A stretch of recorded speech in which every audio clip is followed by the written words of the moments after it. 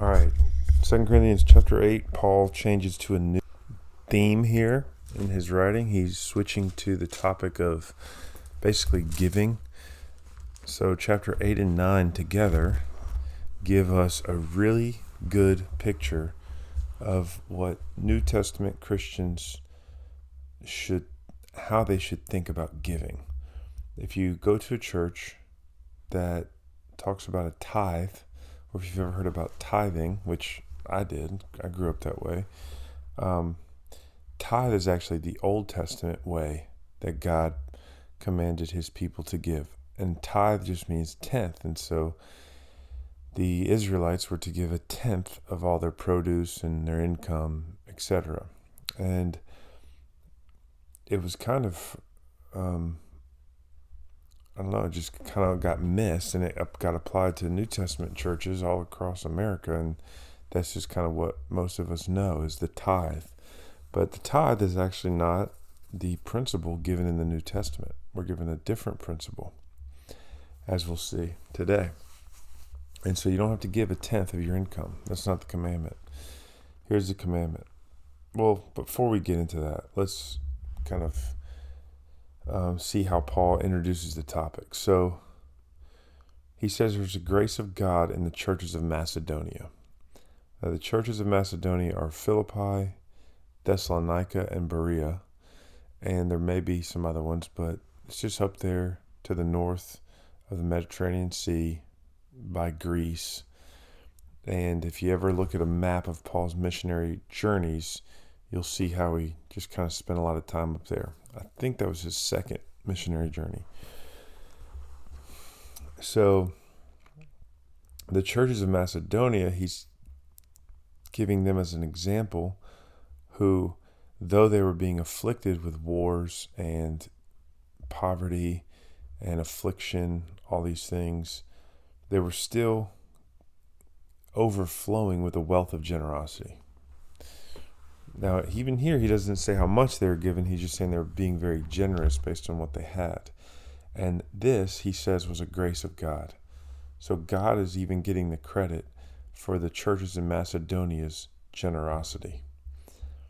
And this is how they gave. They gave according to their means, number one.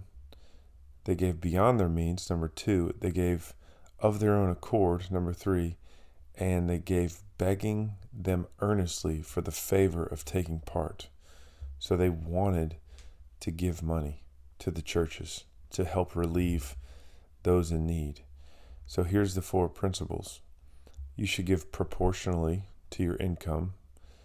So if you make a lot of money, you should give more. If you make a little money, you should give less.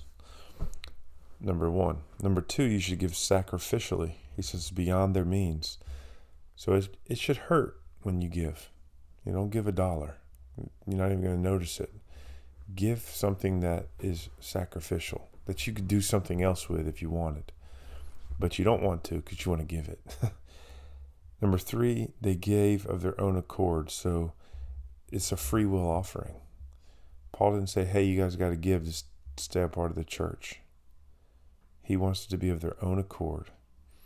And number four, they gave as a privilege, not as a requirement, begging us earnestly for the favor of taking part. And it says, in this, not as we expected, but they gave themselves first to the Lord, and then by the will of God to us.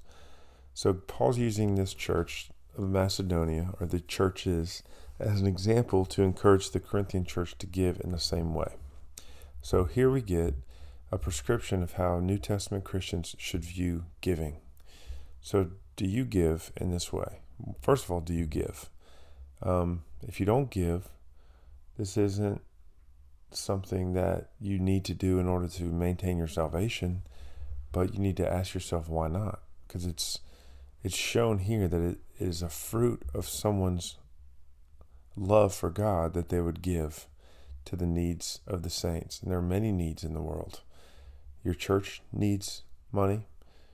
There are missionaries out there that need money.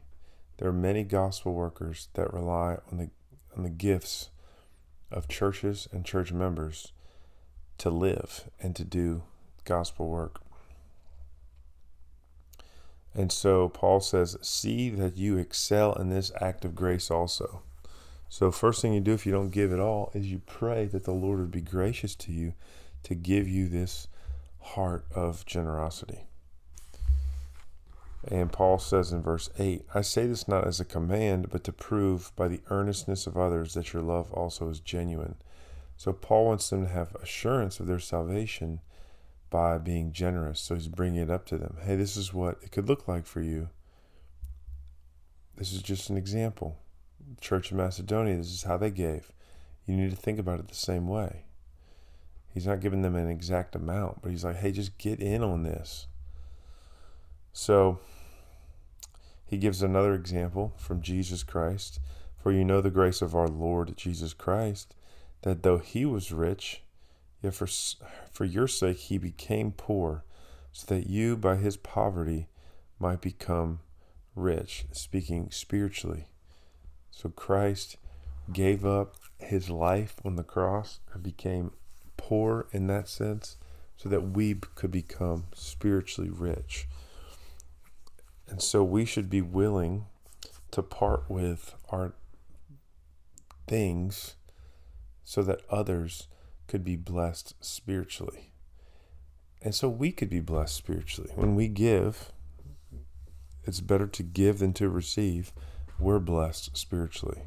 So we got to think about money differently than the way the world does if we're going to be a Christian. Verse 10, he says, and in this matter, I give my judgment. Wait, I thought he said opinion. Oh, that was maybe in the NASB that I was reading earlier. This benefits you, who a year ago started not only to do this work, but also to desire to do it. So he's telling them, right, because it wasn't a command, verse 8, but his judgment, what he thinks is right, based upon his perception, but he's not saying it as the Lord. He's saying it as a man. He's saying this benefits you to give because you said you wanted to give earlier. That's what he's referring to. Verse 11 is where it shows this. So now finish doing it as well, so that your readiness and desiring it may be matched by your completing it out of what you have. So they had a desire in the beginning to give, and so now, and that was like a year ago, and so Paul's like, now complete it. Everyone complete what you said you were going to give. If you said this amount, complete your gifts. For if the readiness is there, it is acceptable according to what a person has, not according to what he does not have. So there's no set amount. This is about giving in proportion to your income or to the amount that you have. Verse 13, he doesn't want everyone getting poor by giving too much, because he says, for I do not mean that others should be eased and you burdened. So it should be sacrificial, but don't put yourself in a place where you can't provide for your own needs. You're missing bills. Your credit is getting hit. You're going without meals. I mean, that's sacrificial. It's very sacrificial. But if you got to turn around and ask for money from someone else, then you're kind of missing the point. So don't do that. That would just be foolish. Verse 14, your abundance at the present time should supply their need. So when you have a lot, give a lot, and that's going to help people who are in need. And then when they have a lot, they give. And then there's fairness. And these are talking about basic needs. The Jerusalem church, which is what they were collecting an offering for, had gone through a lot. And there was a huge famine in Jerusalem. And so their needs were great. So that's the context here. We may not have that. You may not have a church that needs food that bad. But you can research and find organizations that are trustworthy, that are helping to deal with the basic needs of people all around the world. Verse 15 is a quote from Exodus showing how they gathered the manna each morning. And some would gather more, but they had nothing left over because they would share it with people around him. So just an example. And then this last section, he is commending Titus to them. And really, he's just giving some very particular instructions about this whole giving situation so that it would be above reproach. And no one would be able to accuse him of basically trying to steal money from them, or be dishonest, or do it for his own pocketbook. He is just being careful. And I think that's wise, because sexual sin and money are the number one and number two, and I don't know which comes first, maybe they're tied, biggest sins that would ruin a minister of the gospel. So he is being extra careful about this act of giving. So I could go into chapter 9, but I'm just going to stay with chapter 8 for today. Because there's a lot here for us to think about. How's your giving to the church, to ministries, to organizations that are helping Christian work, gospel work with basic needs? Are you giving proportional to your income? Are you giving in a sacrificial way? And I think maybe one way you could think of that is looking at the amount that you give. Could you do something significant with that for yourself, and you're sacrificing that for others? Are you giving to prove to someone else? Like, do you have a secret way to give where no one else knows about it but you? Because then you know it's free will. It's just for you and God. And do you see it as a privilege, truly, that you get to be the means by which God answers people's prayer? That's what it means to give.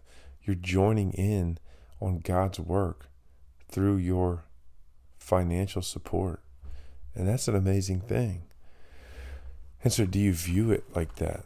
That God is using you as an answered prayer? Or do you view it as kind of a chore? So pray through those things today. Meditate on them. How can God change your view of finances if necessary? How can you seek to increase your giving over the years? Maybe come up with a giving philosophy that each year you're going to give more. And these are the organizations you want to give to. So yeah, that's a lot to think about, but it's so important because a Christian's unhealthy attachment to his money will shut off spiritual growth. So we need to make sure we do not have an unhealthy attachment to our money. And these ways that he has given us in 2 Corinthians 8 are basically the tools we need to break that attachment. So hopefully this was helpful and clear.